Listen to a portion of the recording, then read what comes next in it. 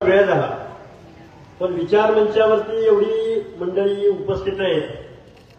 आता प्रत्येकाने नावं तर घेतलेली आहेत. संयोजकांचं आभार जेवढं मानावेत तेवढे कमी आहेत. अंधारे साहेब, विशेष करून ढवळेताई, सगळेच मंडळी, सगळ्यांची नावं आहेत, ते घेईनच नावं. बाळासाहेब, तुम्ही म्हणालात की आपण आता काहीतरी दिलं पाहिजे लोकांना, कारण आपण ओबीसीची चळवळ लढतो आहोत. गेली वर्ष 2 वर्ष उपोषणं चालू आहेत, आंदोलनं चालू आहेत. चव्हाण सर, रास्ता रोको आंदोलनं चालू आहेत. आरक्षण टिकलं पाहिजे असं तुमचं आमचं सगळ्यांचं म्हणणं आहे. पण आता निवडणुकांची अधिसूचना जाहीर झाली आणि जशी निवडणुकांची अधिसूचना जाहीर झाली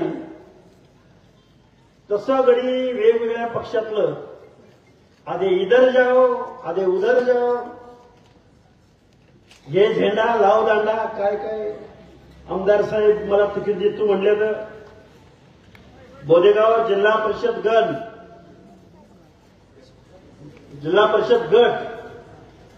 अंधारे साहेब ओपन आहे, पण जिल्हा परिषदेमध्ये मेंबर होणार तो ओबीसीचाच.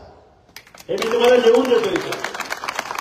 पण आपलं लाख मोलाचं मत कुणाला विकायचं नाही, नाहीतर नवे पर्व ओबीसी सर्व. आता जुने ओबीसी नवे ओबीसी हे काय आता सांगायची आवश्यकता नाही. खरं तर बोदेगाव जिल्हा परिषद गणाचा निकाल हा ओबीसीच्या बाजूने असेल. किती 37,000-38,000 40,000 मतं असतील या जिल्हा परिषद गणामध्ये. किती हजार? अरे ठरवा किती. चला 50,000 पकडू आपण सरासरी. पण ओबीसीचं मतदान हे त्यामधले 60 ते 70% या गणामध्ये आहे, याची कल्पना आहे तुम्हाला. आणि आता फक्त जिल्हा परिषद गण बोदेगाव बद्दल बोलत नाही मी. आता विचार मंचावर सगळी मंडळी उपस्थित आहेत. सुरेश आव्हाड साहेब आहेत, झारगड साहेब आहेत, माऊली शिरसाट आहेत, आमचे मित्र अरुण जाधव साहेब आहेत, शेटे साहेब आहेत, संगीताताई, आमचे दिलवाले साहेब, चव्हाण सर, आमचे बाळासाहेब, आमचे नेते आहेत, रामशेठ अंधारे, बजरंग सानप, बळीराम खटके. आता मी हे बघा सगळ्यांची नावं ही लढणारी माणसं आहेत आणि प्रत्येक तालुक्यामधली आहेत. आता जिल्हा परिषदेला जर तुम्हाला आम्हाला तिकीट नाही दिलं या वेगवेगळ्या पक्षांनी, आता बघा अजून एक सांगतो, या लोकांची गंमत काय होणार आहे बाळासाहेब. पक्षाचं आमदारच ना गडी, हे सगळं आमदार खासदार तिकीट देणार तुम्हाला, कारण आता लगेच काय आपल्या विरोधात जातील अशी परिस्थिती नाही. तिकीट तुम्हाला देणार, पण बंडखोर गडी मात्र आपला उभा करणार माझ्याकडं. पण तुला निवडून आलं पाहिजे. आणि तुम्हाला काय म्हणणार, तुम्हाला तिकीट दिलंय, आता लढायचं काय हारायचं तू ठरव. त्यामुळं गंमत, कारण ही निवडणूक कार्यकर्त्यांची निवडणूक आहे. ही निवडणूक आमदार खासदारांची निवडणूक नाही. ही निवडणूक कुठली आहे, गावातली, बावकीत, पाहुणे आरावळ्यामध्ये, जातीमध्ये.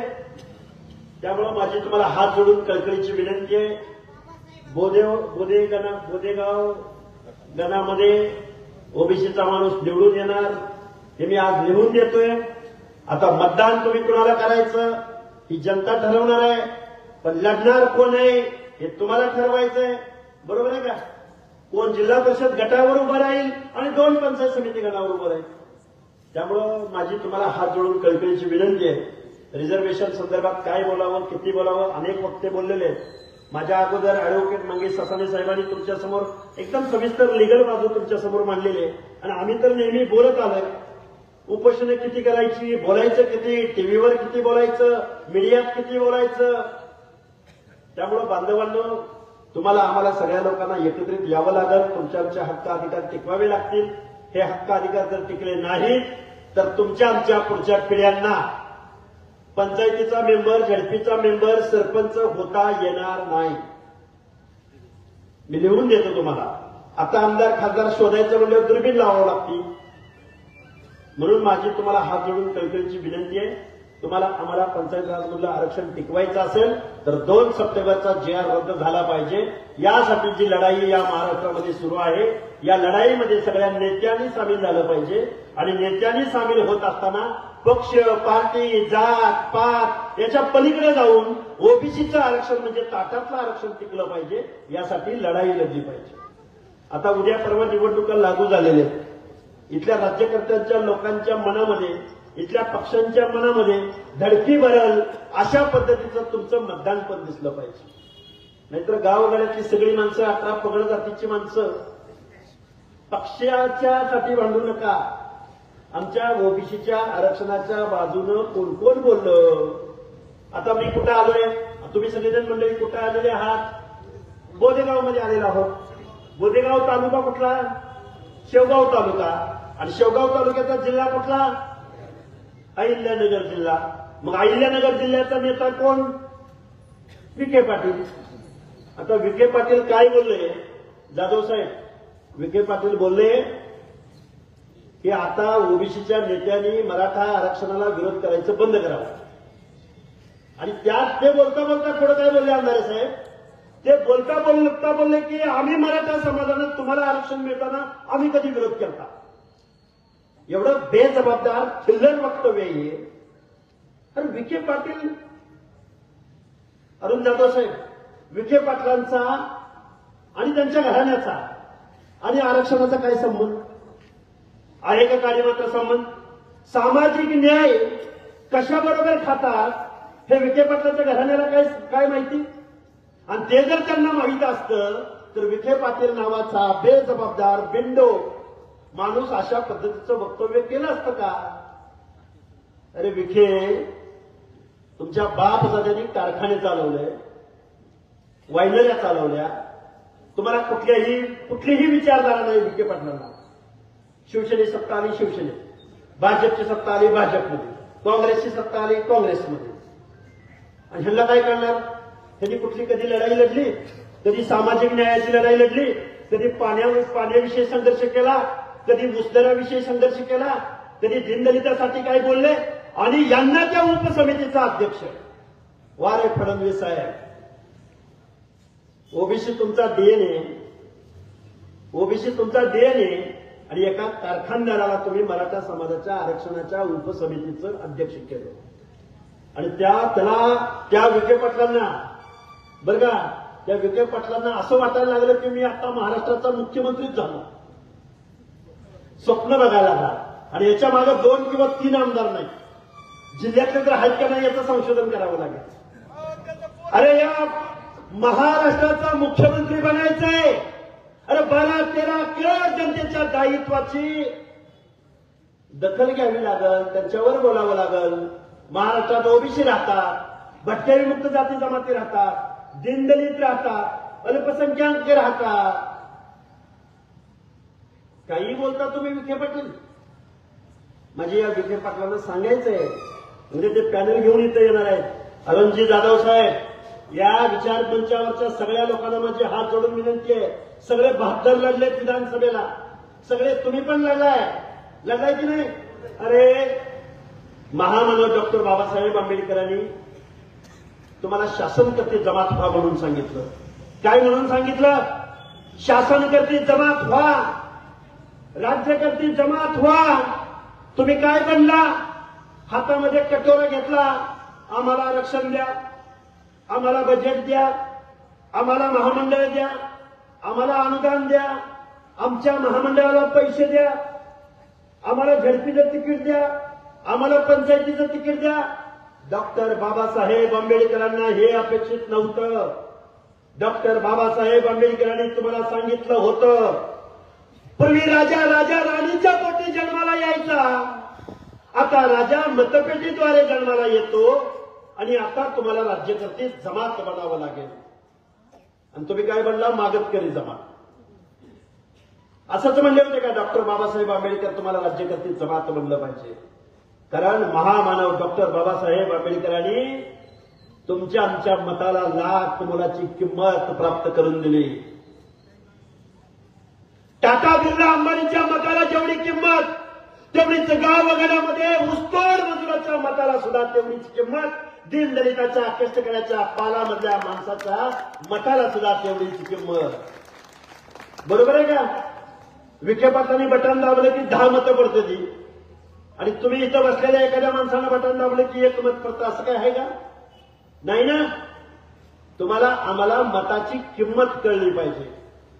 आज बोदेगावमध्ये एवढी मंडळी जमलेली आहे, खूप वेळ झाला सभा चालू आहे, तुम्ही खूप वेळ झाला इथं बसलेले याचंही आम्हाला भान आहे, पण तुम्ही इथं सगळे आलेले आहात. तुम्हाला आता जाती जातीमध्ये भांडून चालणार नाही, तर जाती जातीची युती करावी लागेल आणि राजकारणाची आणि समाजकारणाची शेती करावी लागेल. करावी लागेल का नाही करावी लागेल? बरोबर आहे का बाबांनो? या महाराष्ट्रामध्ये आता सत्ताधारी माननीय देवेंद्र फडणवीस साहेब या महाराष्ट्राचे मुख्यमंत्री आहेत. अरे भरपूर झाले आर्थिक नियोजन तुमचे. समृद्धी महामार्ग झाला, हजारो कोटी रुपये. कोस्टल रोड पूर्ण झाला, हजारो कोटी रुपये. पुणे मुंबई हायवे पूर्ण झाला, हजारो कोटी रुपये. कारखाने उभे राहिले, हजारो कोटी रुपये. झालं पाहिजे ना, हे सगळं झालं पाहिजे. बरोबर आहे का? महामार्ग झाला पाहिजे. चव्हाण सर, झाला पाहिजे महामार्ग. आव्हाड साहेब, झाला पाहिजे की नाही? रस्ता झाला पाहिजे, कारखाने उभे राहिले पाहिजे, वरली सिलिंग पूर्ण झाला पाहिजे. झालं पाहिजे की नाही? पण एखाद्या गोरगरिबाच्या, शेतकऱ्याचं, भटक्या विमुक्ताचं, ओबीसीचं पोरग जिल्ह्याच्या ठिकाणी शिकायला पाहिजे का नाही शिकायला पाहिजे? शिकलं पाहिजे की नाही? ओबीसीची संख्या किती महाराष्ट्रात? देशभरामध्ये किती ओबीसीची संख्या? किती सांगा तुम्ही, हात वर करून सांगा. अरे 70% कमी नाही. लिहून घ्या माझ्याकडून कुणीतरी. बिहारची सोशो इकॉनॉमिकल सर्व्हे झाला, आत्ताच झाला. किती आहे बिहारमध्ये ओबीसीची संख्या? किती टक्के आहे? महाराष्ट्रामध्ये 60% खाली 1% जरी ओबीसीची संख्या आली तर आम्ही राजकारण समाजकारण बंद करू. मग एससी बांधव, मग एसटी बांधव, मग माझ्या मुस्लिम समाजामधली सगळी माणसं, गाव वड्यातला माळी, साळी, कोळी, तेली, हटकर, धनगर, संगर, वंजारी, लोणारी, परीट, गुरव, गडशी, नाभिक, सुतार, लोहार, वडार, बेलदार, माझ्या मुस्लिम समाजामधला छप्परबंद, कासार, तेली, तांबोळी, बागबान, अरे ही मंडळी कोण आहेत? तुमच्याबद्दल कोण बोलणार? आता इथं अरुण जाधव नावाचा इथं एक कोल्हाटी समाजाचं त्यांनीच सांगितलं. कोल्हाटी समाजाचं एक पोरग इथं बसलंय, त्याला संविधान कळलंय, त्याला बाबासाहेबांचं मानवतेचं तत्व कळलंय, रिझर्वेशन पॉलिसी कळलंय, सामाजिक न्याय कळलाय. त्या पोराला वाटतंय मला महाराष्ट्राच्या विधानसभेमध्ये जायचंय. काय वाटतंय अरुण जाधवला? मला महाराष्ट्राच्या विधानसभेमध्ये आमदार म्हणून जायचंय. पण तशी परिस्थिती कोल्हाट्याच्या पोराला निवडणूक लढण्याची आणि लढायला उभं राहिलंच तर इथला कुठलाही पक्ष त्याला तिकीट देणार नाही. तिकीट दिलं तर तो निवडून येणार नाही, आणि निवडून नाही आला तर माझ्या भटक्या विमुक्त जातीच्या पोरांची समस्या काय आहे, त्यांच्या माणसांची समस्या काय आहे, हे महाराष्ट्राच्या कायद्याच्या सभागृहाला कळणार नाही. आणि सभागृहाला नाही कळलं तर उचल पाल आणि पुढच्या गावाला चाल. काही चुकीचं बोललो का? उचल पाल आणि पुढच्या गावाला चाल. या महाराष्ट्रामध्ये किती डीसीसी बँका आहेत अंधारे साहेब? त्या डीसीसी बँकामधून एखाद्या ओबीसीला, एखाद्या माझ्या नाभिक बांधवाला, सुतार बांधवाला, लोहार बांधवाला, कुंभार बांधवाला 2-4 लाखाची स्कीम किंवा योजना मिळते का? कर्ज मिळतं का? मिळालं असेल तर कुणी हात वर करून सांगा, मिळतं का कर्ज? नाही मिळत. डीसीसी बँकेचा एखादा आहे का जिल्हाध्यक्ष? कोण जिल्हाध्यक्ष नाही, डीसीसी बँकेचा अध्यक्ष कोण आहे का एखादा ओबीसी? महाराष्ट्रात 200 कारखाने आहेत. एखादा दुसरा अपवाद सोडला तर कारखाने कोणाचे? चिलिंग प्लांट कोणाचे? शिक्षण संस्था कोणाच्या? कुणाचे हे सगळं? आम्ही मागास झालो आणि आम्ही मागास झालो. आमची पोरं रस्त्यावर आली आणि आम्हाला नोकऱ्या मिळणार, आणि कमी मार्कवाल्याच्या हाताखाली आम्हाला काम करावं लागतंय. लायकी नसलेल्याच्या हाताखाली आम्हाला आता काम करावं लागतंय. कोण बोललं गेल्या 2 वर्षाच्या कालावधीमध्ये? आरक्षण गरिबी हटवचा प्रोग्राम आहे. आरक्षण मिळाल्यानंतर प्रत्येक घरामध्ये झडपी मेंबर होणार आहे का? प्रत्येकाच्या घरामध्ये कलेक्टर होणार आहे का? प्रत्येकाच्या घरामध्ये तहसीलदार होणार आहे का? आरक्षण म्हणजे प्रतिनिधित्व आहे. आरक्षण म्हणजे प्रत्येक समूहातल्या एखाद्या माणसाला या निर्णय प्रक्रियेमध्ये सामील होता आलं पाहिजे. आरक्षण म्हणजे प्रतिनिधित्व आहे. आरक्षण म्हणजे गरिबी हटाव नाही. आरक्षण म्हणजे प्रत्येकाच्या घरावर सोन्याची कौलं नाही. असं असतं तर माझ्या एससी एसटी बांधवाच्या घरावरती अरे सोन्याची कौलं आली असते. गाव वगड्यातला दीन दलित आदिवासी बांधव आजही एखाद्या शहराच्या ठिकाणी 5x5च्या आणि 10x10च्या घरामध्येच राहतो. विखे पाटील, सोशल जस्टिस कळायला तुम्हाला 10 जन्म घ्यावे लागतील. अरे दारूचा कारखाना काढला म्हणजे आरक्षणाचं धोरण तुला कळलं का? आता तुम्ही म्हणाल तो कुठं तुम्ही कुठं. अरे गाव गड्यातला एका मेंढपाळाचा पोरगा, गोरगरिबाचा पोरगा, ज्याचा बाप ग्रामपंचायतीचा सदस्य कधी होऊ शकला नाही, त्याचं पोरग तुमच्या समोर इथं येऊन बोलतोय. का बोलतोय? कारण गाव गड्यातली 18 पगड जातीची माणसं तुम्ही जाती जातीमध्ये विभागला गेला. या ओबीसीची वज्रमूर्ती महाराष्ट्रामध्ये उभी राहायला लागली. अरे आपलं गणित बिघडतंय. अरे हे ओबीसी एकत्र आले तर आपलं काही खरं नाही. लगेच गडी मग तो पंडित असू द्या, टोपे असू द्या, सोळंकी असू द्या, बजरंग सोनवणे असू द्या, रोहित पवार असू द्या. ती रोहित पवार, शरद पवारची तिसरी पिढी. त्या जरांगेला पैसे पुरवणं, सोशल मीडियाची टीम पुरवणं, पैसा पुरवणं. इकडं मुंबईला जरांगे पाटलाच्या स्टेजवर जाऊन सुप्रिया सुळे पाठिंबा देते, राजेश टोपे पाठिंबा देतो, शरद पवार पाठिंबा देतात, रोहित पवार पाठिंबा देतात. आणि तिकडं मंडल यात्रा काढली. कुणी? राष्ट्रवादी काँग्रेसनं. जारगडा साहेब बरोबर का? पैठण हा बाप बेटे सगळे घेऊया. आता सगळ्याची नावं घ्यायची म्हणलं तर खूप गडबड होईल. हे तुम्हाला का सांगतोय मी? ओबीसीने ओबीसीला मतदान करायचं आणि ओबीसीचा माणूस नाही भेटला ना एससी एसटीला मतदान करायचं. एससी एसटीचा माणूस नाही भेटला ना माझ्या मुस्लिम समाजाला मतदान करा. आणि आता फक्त ओबीसीवर नाही लढायचं, ओपनच्या जागेवर लढायचं. ओपनच्या कुठल्या जागेवर लढायचं? नाही तुमचं मतदान तिथं. आता बोधेगाव ओपन आहे, तुमचं मतदान नाही. मग कोण होणार इथला सदस्य? तुमचाच सदस्य होणार. पण एकही महत्वाची आहे. आता जर भांडत बसला ना, आता जर भांडत बसला आणि शिक्षण नोकऱ्या सोडून द्या. आता कुठे राहिल्यात नोकऱ्या? अरे शिक्षण संस्था यांच्या, कारखाने यांचे, उद्योगधंदे यांचे, आमदार खासदार हे. कुठं तुमचं रिप्रेझेंटेशन नाही विखे पाटील. तुम्ही म्हणला ना, तुम्ही दिलं ना आरक्षण, तुम्ही काढलं ना जीआर. अरे कुठं तुमचं रिप्रेझेंटेशन कमी पडलं ते सांगा. महाराष्ट्राच्या विधानसभेत आमदार कमी पडले तुमचे, खासदार कमी पडले तुमचे, तहसीलदार कमी पडले तुमचे, एसपी कमी पडले का कलेक्टर कमी पडले? आणि मराठा मागास झाला असेल, अरे मग पुढे गेला कोण? काय आहे व्याख्या? अंधारेची व्याख्या काय? OBC, other backward classes. वकील साहेब, बॅकवर्ड क्लास म्हणजे काय? मागास वर्ग, सामाजिक मागास. सांगतो ना, 2 शब्द अर्थ समजावून सांगून अगोदर. मागास वर्ग, इतर मागास वर्ग. मी एक तुम्हाला शेवटचं बाबासाहेबांचं उदाहरण सांगेन, पण त्याच्या अगोदर सांगतो. मागास वर्ग, मागास वर्ग म्हणजे इथल्या व्यवस्थेपासून किंवा विकासाच्या रेषेपासून जी लोक खूप मागे राहिलेत, मागे पडलेत, मागास राहिलेत, तो मागास वर्ग.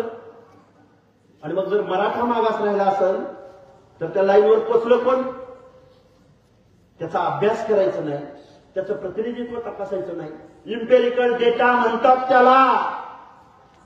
महाराष्ट्राच्या मागणं उत्तरांचलनं डेटा गोळा केला, बिहारनं गोळा केला, तेलंगणानं गोळा केला, कर्नाटकानं गोळा केला. पण ज्या महाराष्ट्राच्या भूमीमध्ये ओबीसीचं आरक्षण चॅलेंज झालं, त्या फुले शाहू आंबेडकरांच्या महाराष्ट्रानं मात्र ओबीसीचा इम्पेरिकल डेटा गोळा केला नाही. कारण महाराष्ट्र सामाजिक न्यायाची भूमिका घेणाऱ्या माणसांच्या हातामध्ये नाही. महाराष्ट्र कुणाच्या हातामध्ये आहे? तर घराणेशाही चालवणाऱ्या, कारखानदारी चालवणाऱ्या आणि दारूचे कारखाने चालवणाऱ्या माणसांच्या हातामध्ये महाराष्ट्र दिला.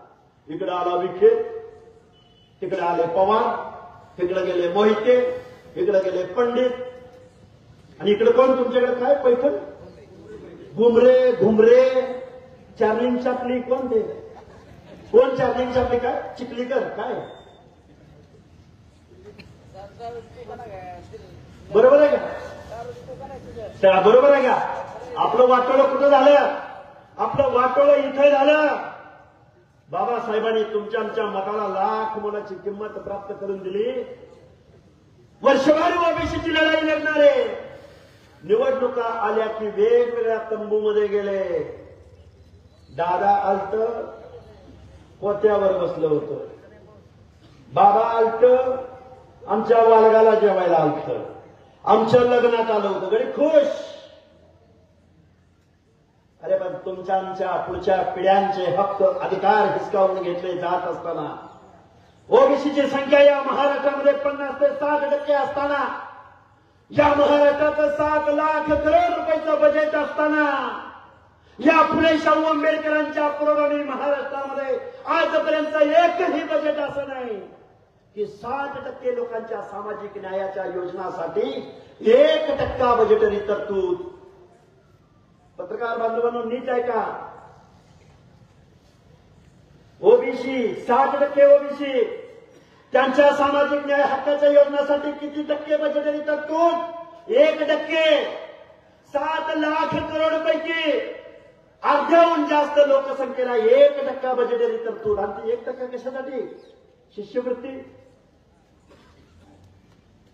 आश्रमशाळांची अनुदानं, वेगवेगळ्या महामंडळाला, वसंतराव नाईक महामंडळ 10 कोटी, तांडा वस्ती सुधार योजना 50 कोटी,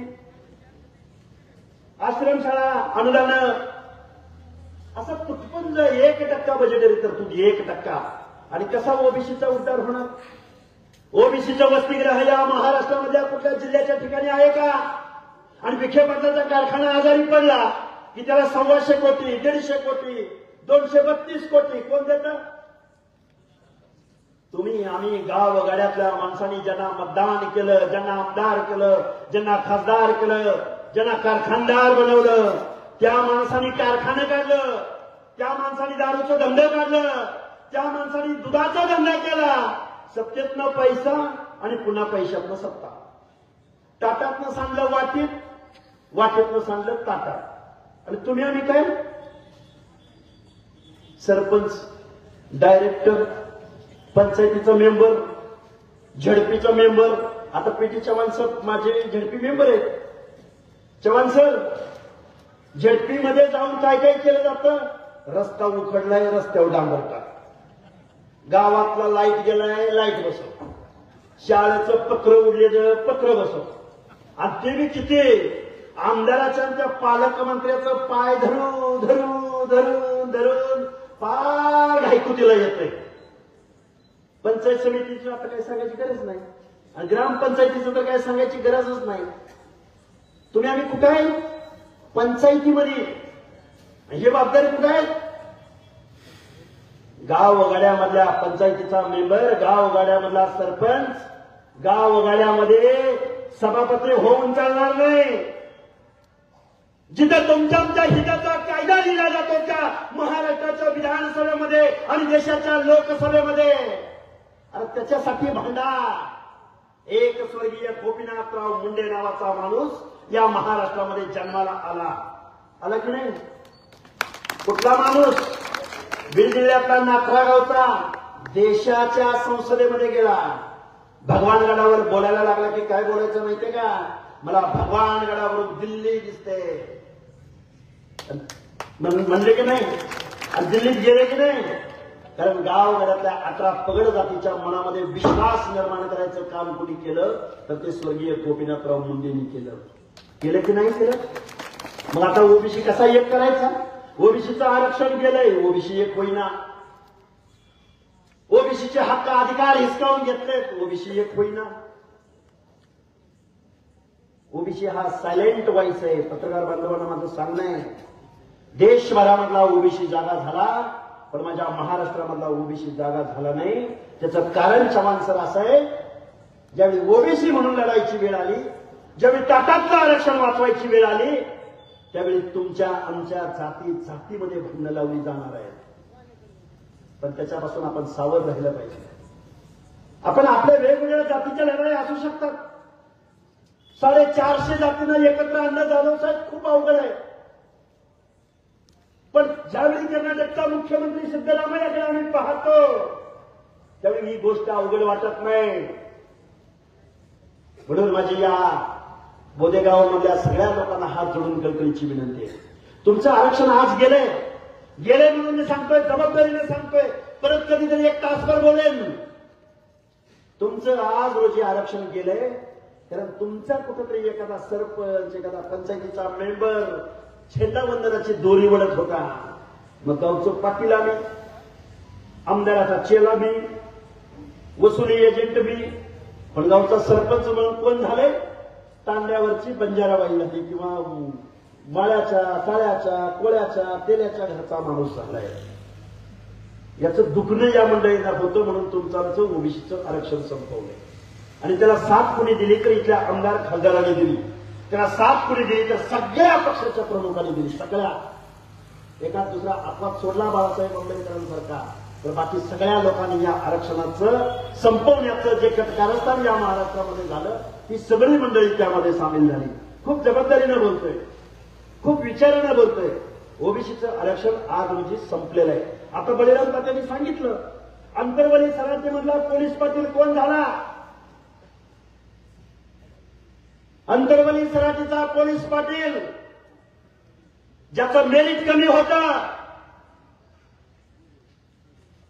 बोगस कुणबी सर्टिफिकेटद्वारे अंतरवली सराटीचा पोलीस पाटील ज्या गावात जरांगी उपोषणाला बसला, त्याच गावामधलं ओबीसीचं आरक्षण चालू झालं.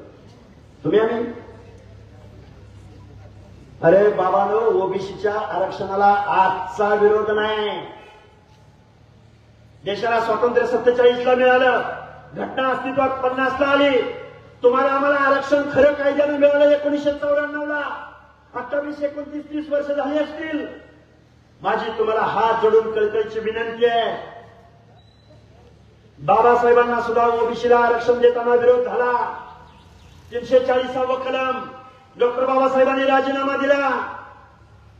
त्यावेळी सरदार वल्लभभाई पटेल, एकच किस्सा सांगतो आणि माझं मी भाषण थांबवतो.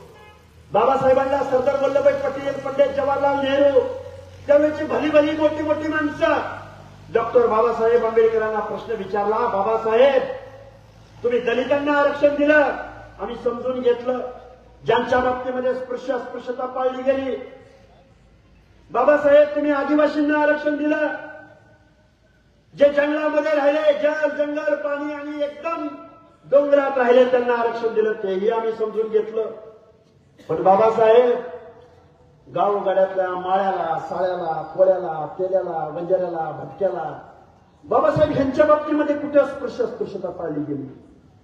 बाबासाहेब तुम्ही ह्यांना का आरक्षण देताय? मान्य नाही झालं. त्यामध्ये ओबीसी असणारे सरदार वल्लभभाई पटेल सुद्धा होते.